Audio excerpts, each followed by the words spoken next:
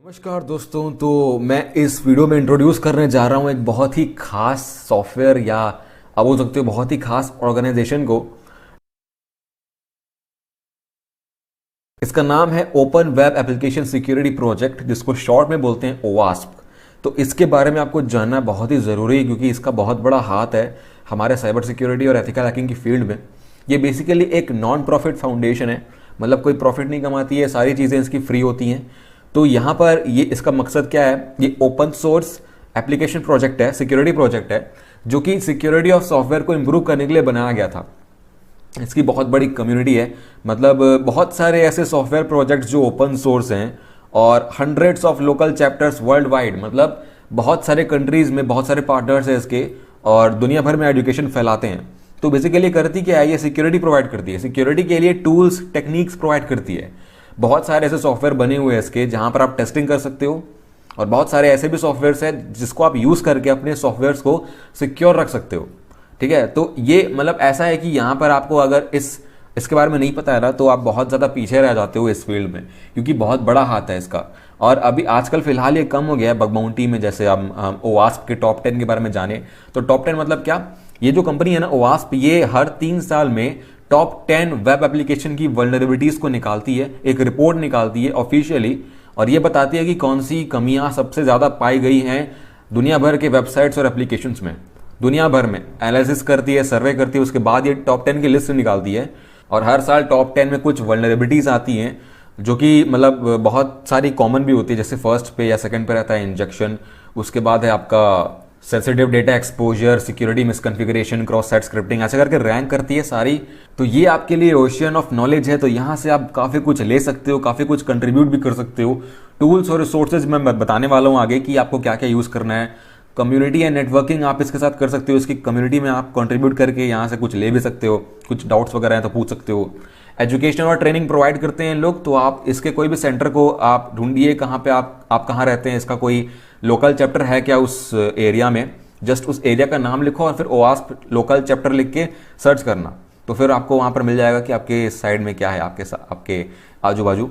तो यहाँ पर इसके बारे में ज़्यादा बात नहीं करते, मैंने बता दिया आपको कि इसके प्रोजेक्ट्स ऐसे हैं। जैसे ओवास्प टॉप 10 है यहाँ पे, अगर इसको खोल के देखूं मैं तो आपको दिखा देता हूँ। चीट शीट्स का मतलब कि आप कोई अगर अटैक है उसके लिए कोई पेलोड लग रहा है, कोई पर्टिकुलर स्ट्रिंग लग रही है, तो उसके लिए बहुत ज़्यादा एग्जॉस्टिव लिस्ट देगा आपको, सबके साथ आप चेक कर सकते हो एक साथ। तो चीट कर सकते हो मतलब बेसिकली कि बहुत सारी एक साथ दे दे रहे आपको पहले से, बस आपको टेस्ट करना है उनके थ्रू।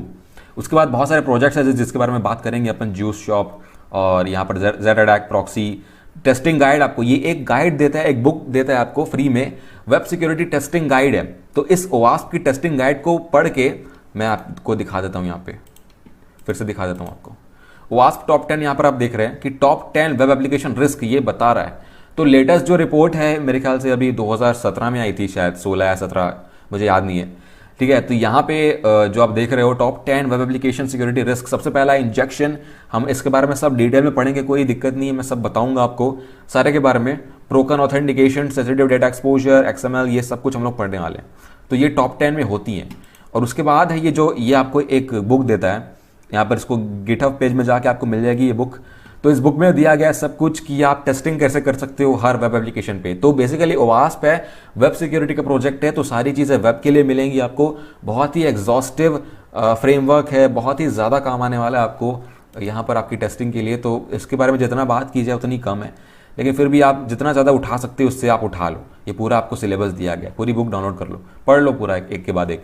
जैसे अपन पढ़ेंगे ना आगे चल के, आप बुक भी पढ़ सकते हो, तो फॉलो करते रहना एक साथ जो मैं बता रहा हूँ।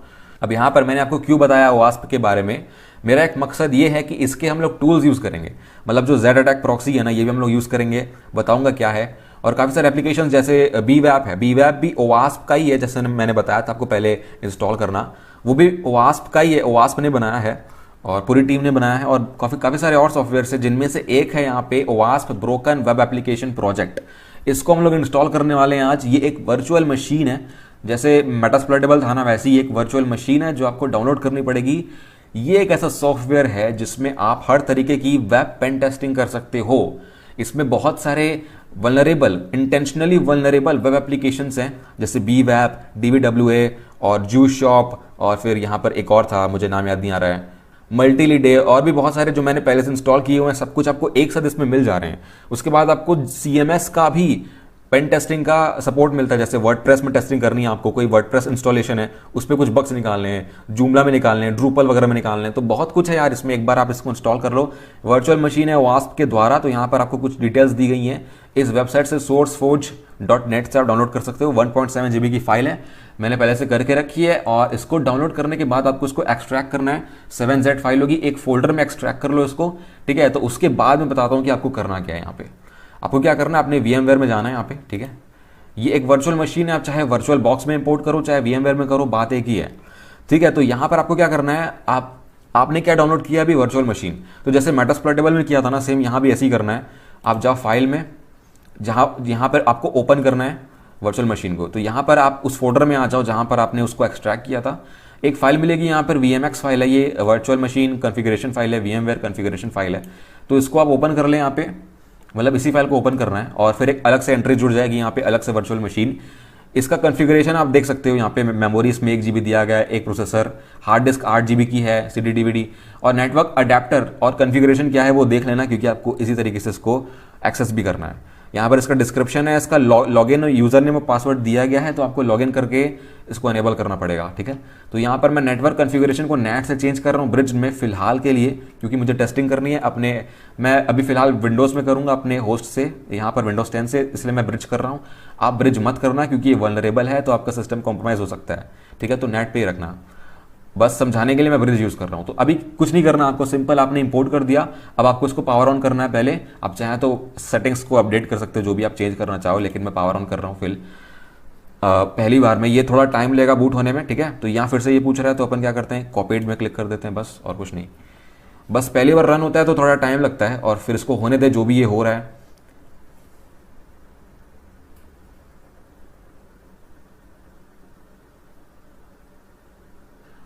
ओके, तो ये अब स्टार्ट हो रहा है, ठीक है। तो ये सर्विसेज स्टार्ट करेगा, आपकी वेब सर्विसेज जो भी सारी हैं, जो भी इसमें प्रेजेंट हैं, तो सारे सर्वर स्टार्ट करेगा। फिर उसके बाद आपको लॉगिन करना पड़ेगा। उसके बाद आपको इसकी IP डालनी है इसके वेब सर्विस को एक्सेस करने के लिए। तो सब कुछ इसमें वेब में ही है, ठीक है। तो यहाँ पर आपको लॉगिन करना है। आप लॉगिन डिटेल्स वहाँ पर आप देख रहे थे क्या था,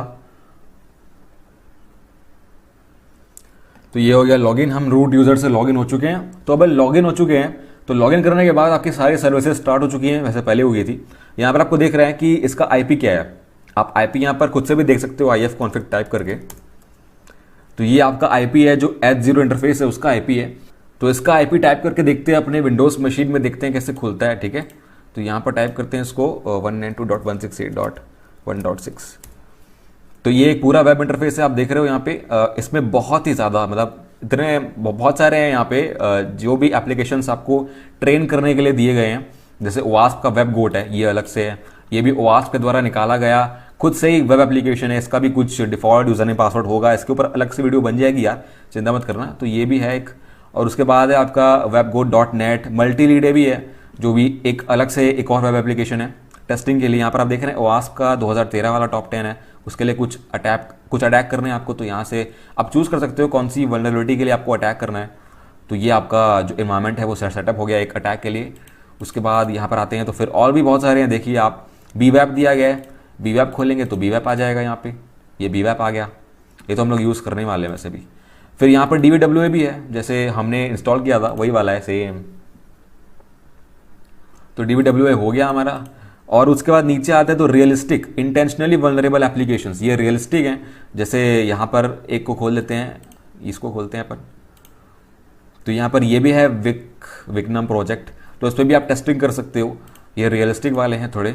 और उसके बाद ओल्ड वाले हैं, मतलब ओल्ड वर्जन्स, जो पहले के वर्जन्स हैं जिसमें कुछ बग्स पहले से ही हैं, जिसके एक्सप्लॉइट्स भी अवेलेबल हैं, तो उनको अगर आपको करना है तो ये कर सकते हो। जैसे CMS है, वर्डप्रेस का भी यहाँ पर वल्नरेबल वर्जन है, तो आप इस पर भी टेस्टिंग कर सकते हो। ब्रोकन वर्डप्रेस है, बोला भी गया है यहाँ पे, ब्रोकन है ये, तो इस पर आप टेस्टिंग कर सकते हो आराम से। एक टूल है जिसका हम लोग यूज़ करेंगे बाद में।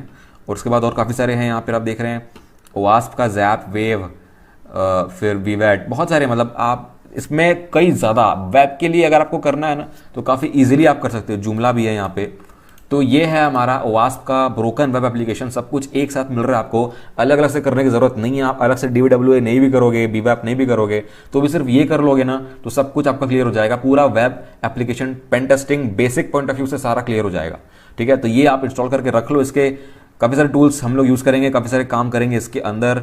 और चलो ठीक है, ये तो हो गया हमारा। तो यही था इस वीडियो में, OWASP और उसके टूल्स के बारे में बताना था आपको, और ब्रोकन वेब ऐप इंस्टॉल करवाना था। तो बस यही था वीडियो में। बस आगे की वीडियोस के लिए देखते रहिए, सीखते रहिए। और ये है जुमला वाला, ठीक है, तो फिर ये मेरा अटक गया। चलो ठीक है, तो देखते रहिए, सीखते रहिए और गुड बाय।